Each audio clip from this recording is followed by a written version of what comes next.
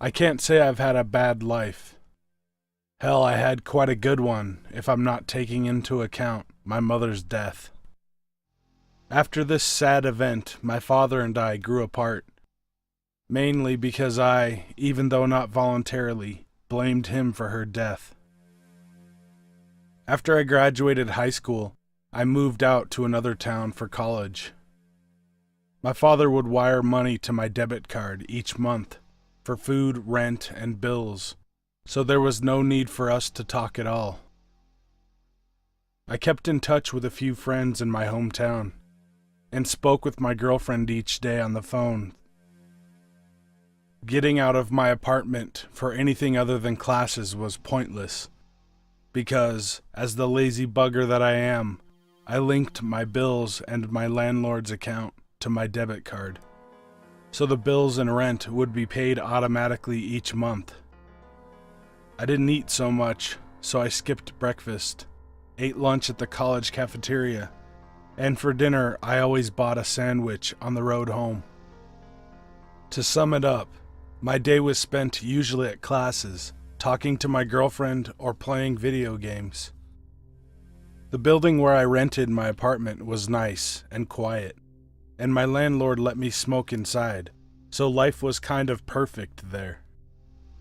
I spent about 3 months in this lifestyle with nothing notable happening. I only noticed that one of my neighbors was sometimes shouting insults. Maybe he's playing some online game, I said to myself. And since I used to swear while gaming, I understood and left him alone.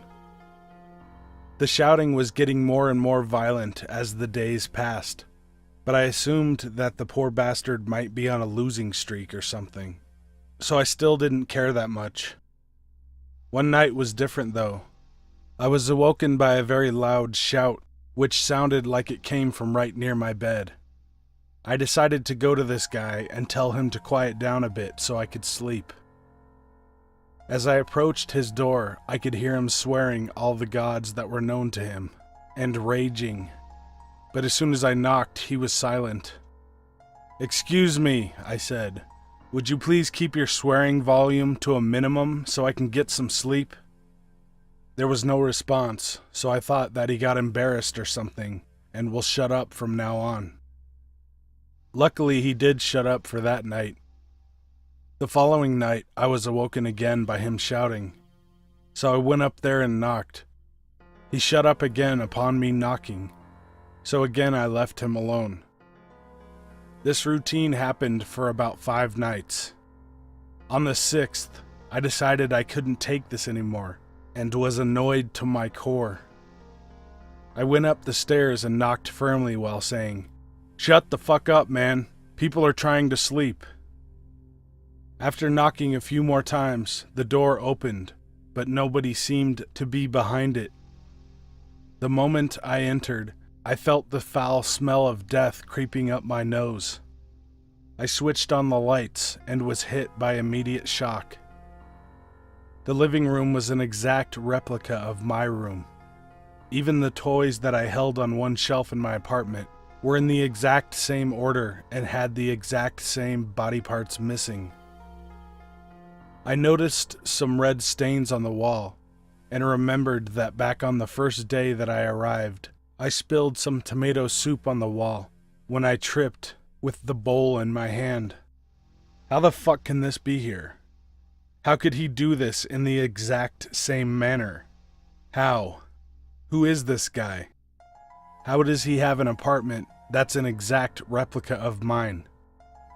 I was screaming all these questions in my head, and I knew I had to leave this creep's apartment and call the cops.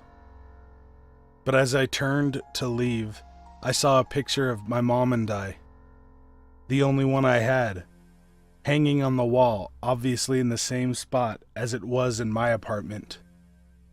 The fear that I felt now turned into rage.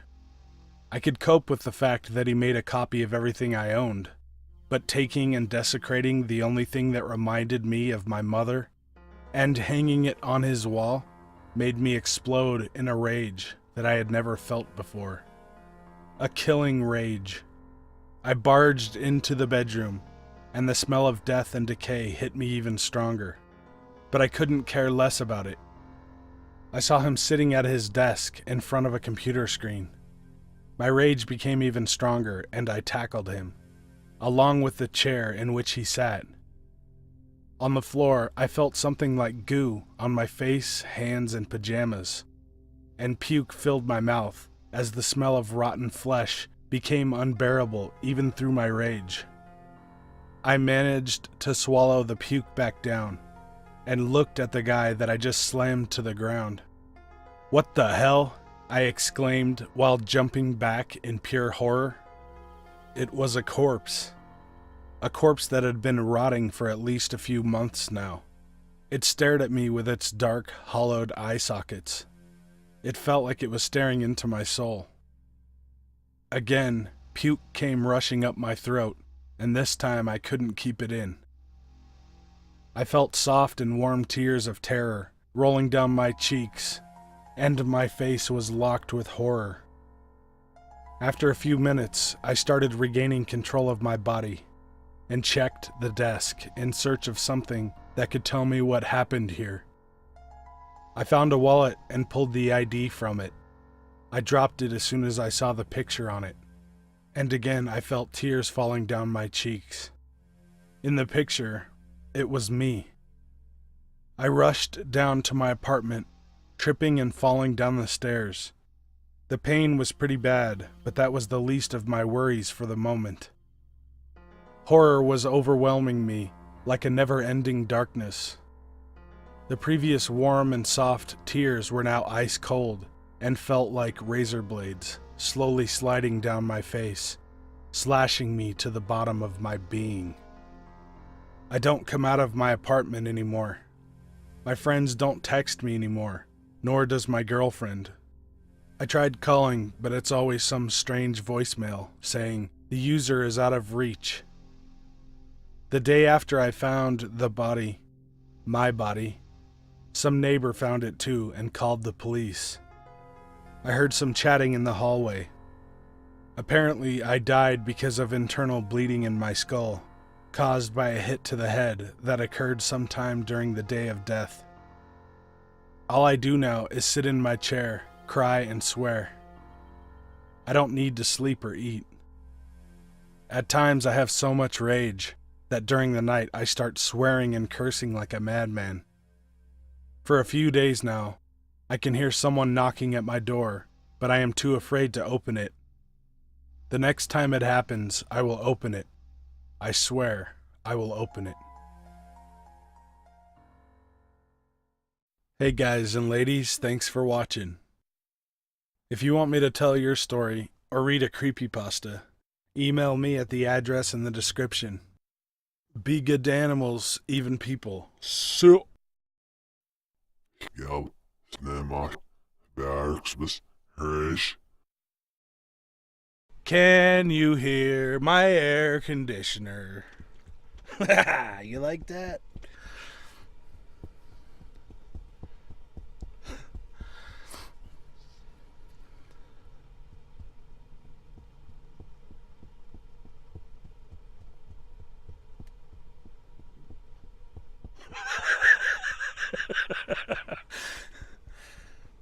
I'm gonna record one thing, and then I'm gonna beat the living fuck out of you.